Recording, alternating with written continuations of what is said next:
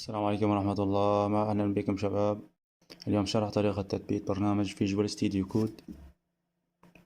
نقوم أولا بتحميل البرنامج من الموقع الرسمي. نقوم بفتح البرنامج،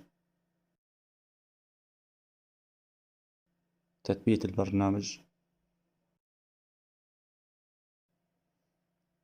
نضغط على الموافقة نكست، نحدد إظهار الأيقونة على سطح المكتب نكست،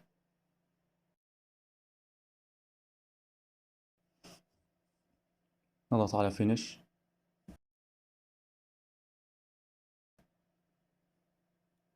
نفتح البرنامج،